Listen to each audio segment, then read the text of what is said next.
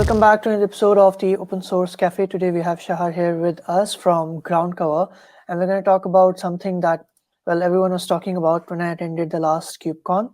Actually, I did a little interview with, I interviewed 100 plus people, Shahar, at KubeCon Detroit, and I asked them, what do you think is like the hot topic of discussion? So almost everyone said eBPF and security and monitoring. So it's really interesting to talk about, and we're going to talk about cost as well. I saw like 4 to 5, booths at KubeCon that were focused on reducing costs. So clearly, it's a really another hot topic. But before you get started, Shah, would you like to give yourself a quick intro and just about yourself? Yeah, sure. I'm Shahar. I'm the co-founder and CEO of Groundcover. Before Groundcover, I've spent a lot of years in engineering all across the stack, from cybersecurity to kind of ML, applied machine learning in my last few years. And before Groundcover, I was a team leader of applied machine learning in Apple. So basically, being the user of all these monitoring solutions. Trying to figure out what's the best way to monitor my production. So Groundcover was born from experience in that sense. Amazing. And if you all want to check it out, you can check out the links in the description below, and we'll do some more content around it. But today we're talking about eBPF, we're talking about observability, and why costs are so high, and what other people are, all these folks are doing to reduce costs and make life easy. But if we talk about the challenges first, let's talk about the solutions later. Let's set the base first. Like, what are some of the, what is currently the scenario when we talk about application performance monitoring? And there are so many solutions out there. So can we lay the foundation of this episode with what are some of the challenges that folks face with existing solutions? Yeah, I think that's a great start. But basically, the pain points around what is currently happening with observability over the last few years, I think they echo pretty clearly with a lot of people from a lot of different verticals in the industry, and I think that's becoming more and more interesting and more clear.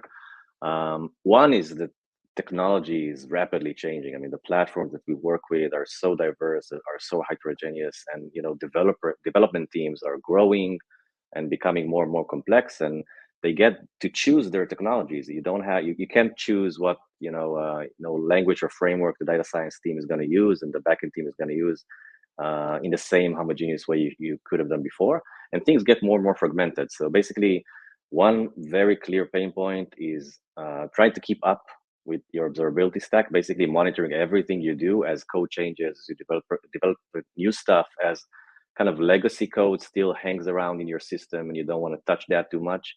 Monitoring today is part of the development cycle.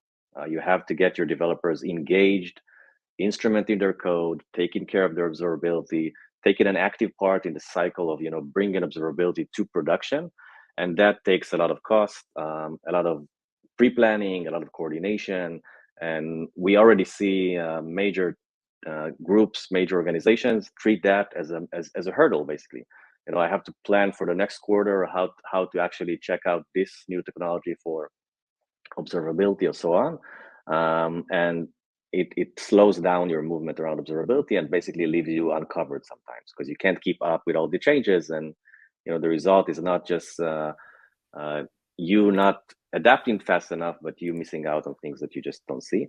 So that's clear when we see all the major players moving around that. I think eBPF, we'll talk about it later, is definitely a key factor in what we can do there.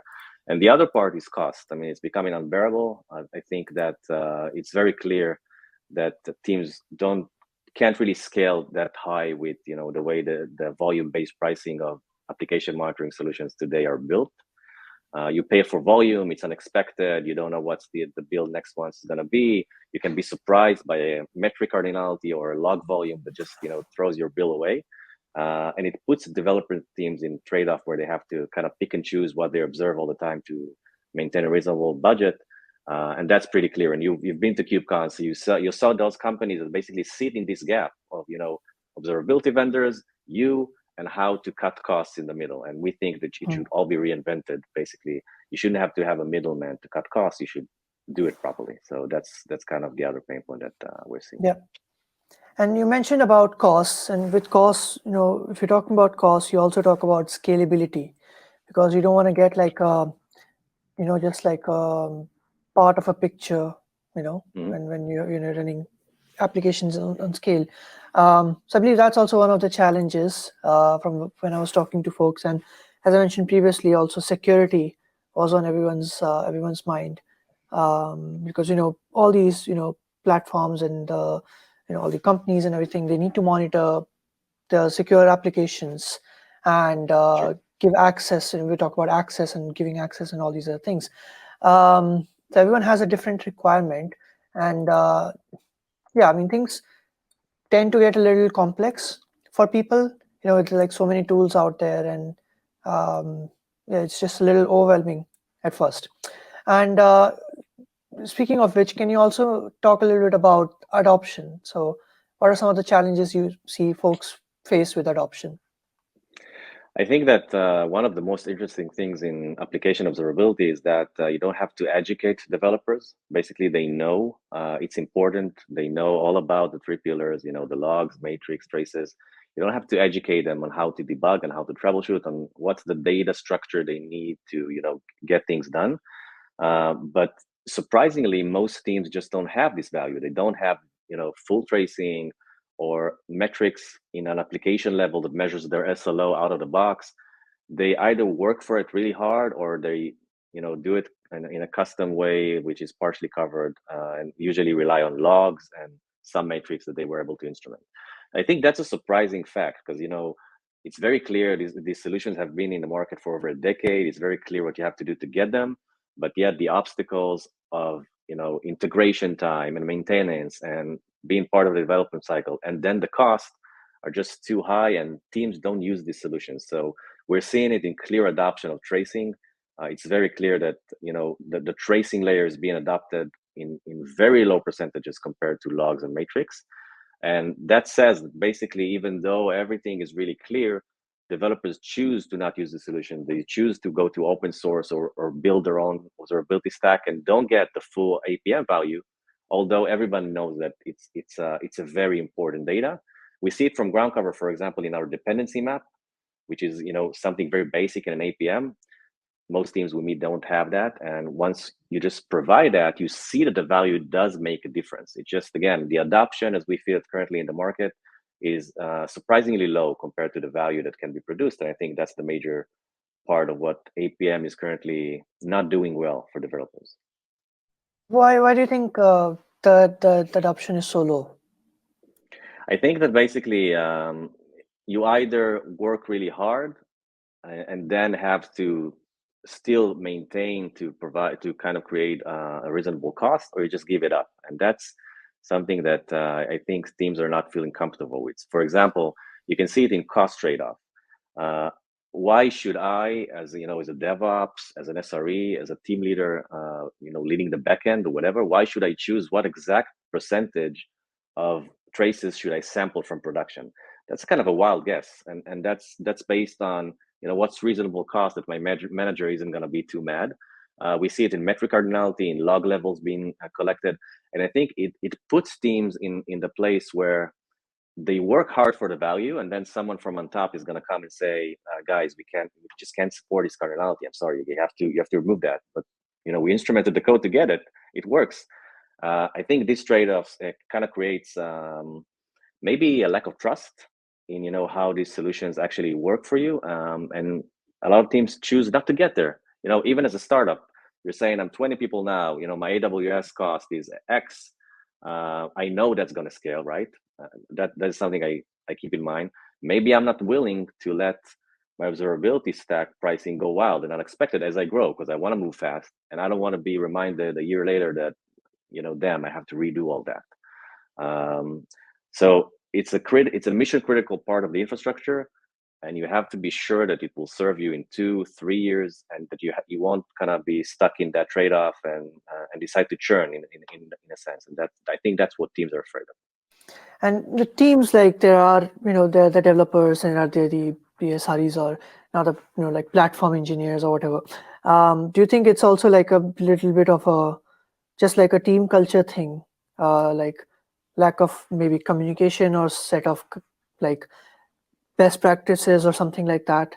Because when we talk about cost, it's like ideally if you talk about, let's say, FinOps or something, then keeping cost as a first class metric, every team should be aware of it. Is Mhm. that something that might be, you know? I think that there's definitely a desire, basically, from functions that are being created like SRE to control basically the template of observability inside the organization, because they know what their responsibility is going to be like, when the D-Day comes and things crash in production. So there's definitely the desire. I think the cycle is just too long, because I'm an SRE. I know what to define. I know the SLOs I want to measure. Now I need to get to 12 different development teams and make sure this is part of their life cycle, and kind of be on top of that to make sure that it's implemented the way I want.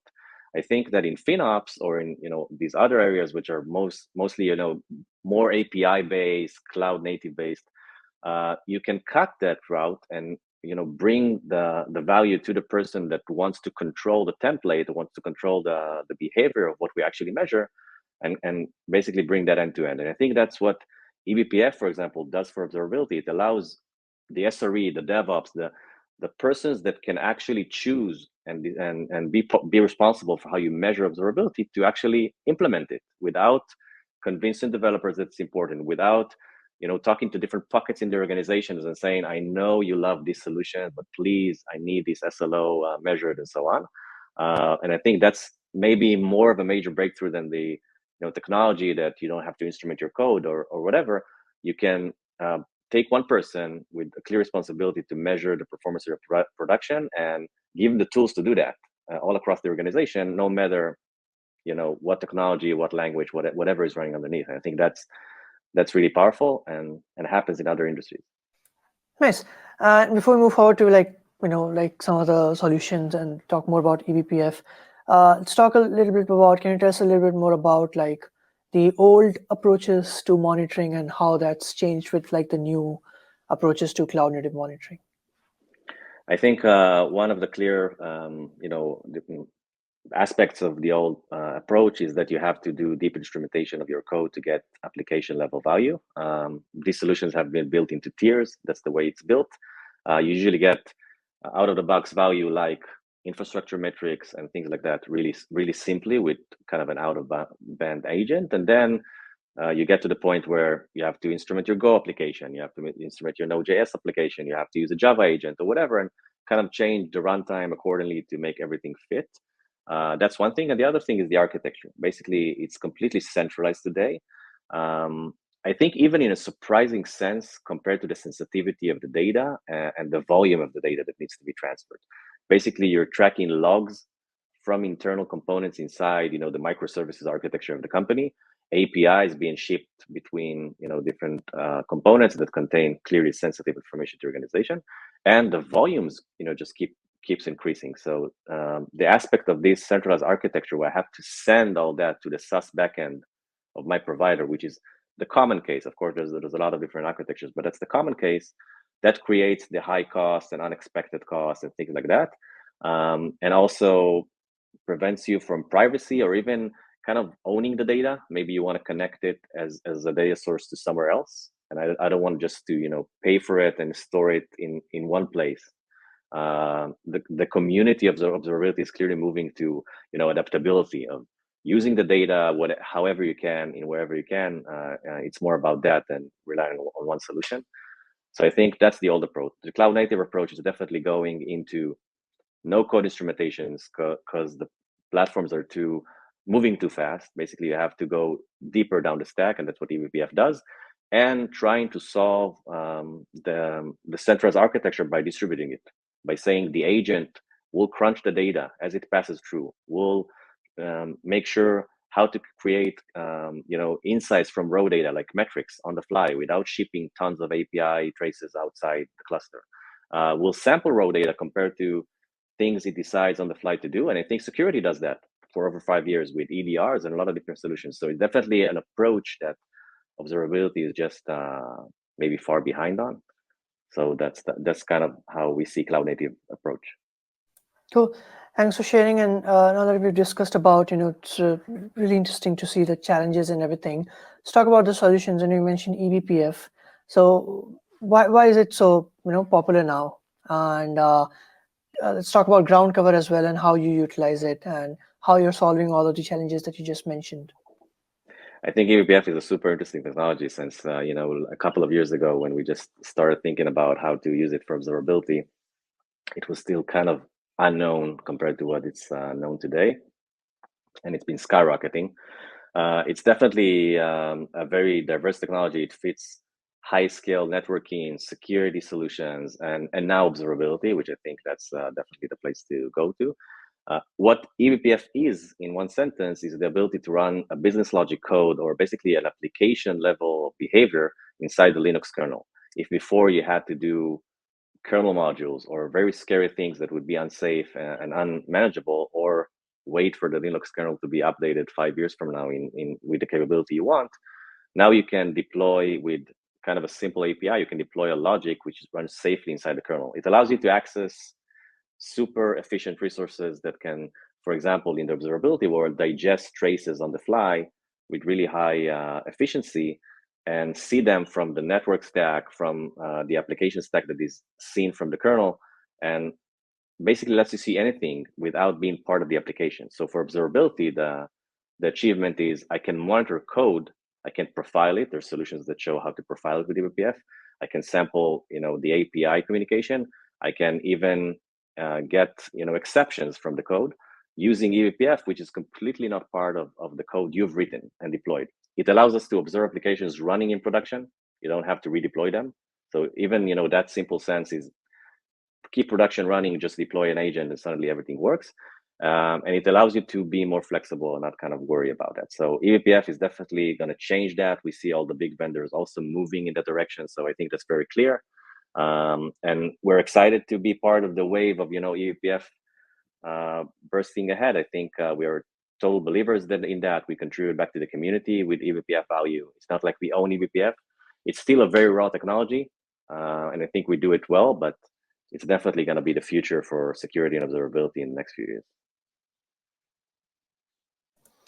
Amazing. And yeah, couldn't agree more. Even the community behind eBPF, I think they're really on it, and it really shows like how they're educating more people. And yeah, it's just amazing work. So want to give a shout out to them as well.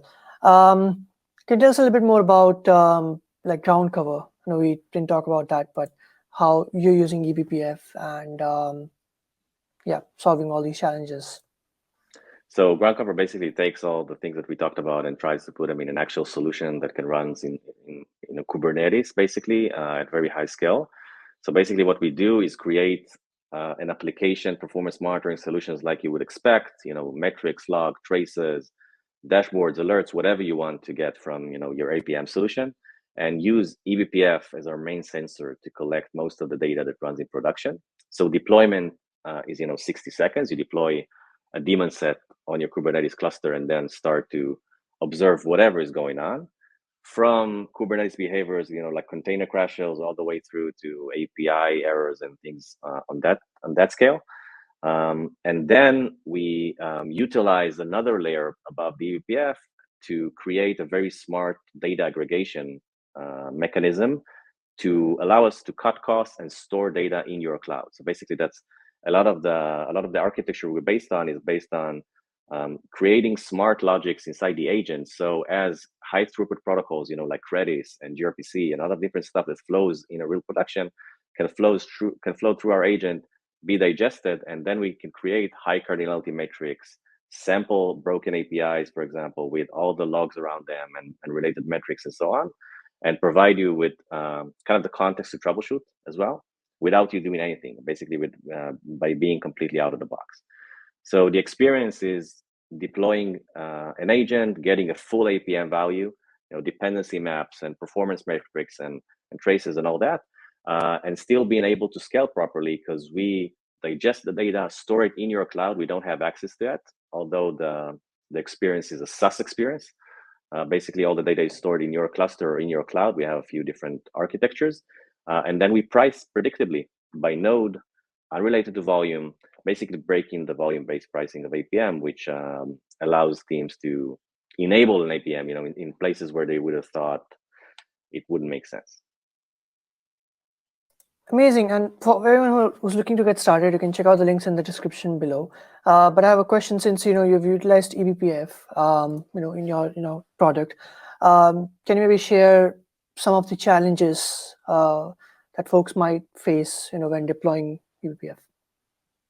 Yeah, so I think eBPF is definitely getting huge support for the community. It's a super safe technology. It's been proven in production multiple times. It's been adopted by cloud providers, by AWS and GCP. They're using it inside their network architecture stack. So basically, definitely a trustworthy technology. So we're seeing that all through. But for observability, it's still a raw technology. I mean, how do I get, say, I don't know, MySQL data running through production? How do I get that? Basically, unlock the protocol inside and bring you value. You don't care it's eBPF underneath. You want to see exactly what goes through and the value that you're used to from deep code instrumentation, which is clearly a very different way of observing things. So I think the challenges for us, and I think for a lot of developers, was how to take this really raw technology, which has a few very cool use cases that start to emerge, and use it to create an APM. And I think that's currently something the community is still not there. I mean, clearly Groundcover is ahead of the curve there, but just because things are moving, and probably the community is going to get there in a couple of years. And for us, that were kind of the interesting challenges. We even contributed part of our code around gRPC observability with eBPF back to the community, just to show how deep kind of the playground of eBPF can be, how deep you can go even with protocols like gRPC, which are stateful and complex and requires not just network layer observability, but kind of an application layer probing of eBPF, seeing what your application is doing to get the context of the protocol. So these are the challenges. These are the challenges for us, for other vendors, to take this technology and make it work in a scalable way across protocols you care about, across use cases you care about. Amazing. And what's next for Groundcover? Like, what So can folks look forward to? Yeah. Groundcover has been up and running for about a year and a half. We're definitely growing fast. Our mission is to become the Kubernetes APM, in a sense, because we believe that there's a gap in Kubernetes monitoring. There's specific things that are not Kubernetes native in the way legacy vendors operate, and a lot of developers that are born into Kubernetes, in a sense, that don't know anything else, feel that gap and are feeling uncomfortable with the value that they get currently from other observability vendors. And we're reinventing APM, as we said, with eBPF and cost. So that's the segment of the market that we're targeting. And for us, the next year is going to be taking an interesting chunk of that market and showing that eBPF can really do what we already demonstrated that it does, that it's really powerful, that it's really a super interesting onboarding to what observability can be. And we're working on that with a very generous free tier, open for feedback from the community at any time. And we want to see people using it and kind of experiencing what it can do, because I think that's the first kind of boundary that people have to go through to figure out, is eBPF worthy for me? I mean, can it do something for my stack, for my production right now, and not just theoretically, something that AWS does in its backend. So that's the next year for us. We're growing. We're past our A round and growing fast, and hoping to get a lot of interesting feedback from developers, from DevOps, from everyone who's interested. Cool. Looking forward to it. And thanks a lot for joining, Shahar. Really had a great chat with you. For folks who want to get started with it, you can check out the links in the description below. And we'll definitely have some nice things in plan with more content and like events and stuff. So make sure you stay tuned. And you can check out Groundcover on like Twitter as well to stay up to date with the updates and everything. And if you have any questions, lastly, you can leave those in the comments below, or you can just ask them on like Twitter or something. Happy to answer those, and we'll see you in the next one. Have a great day.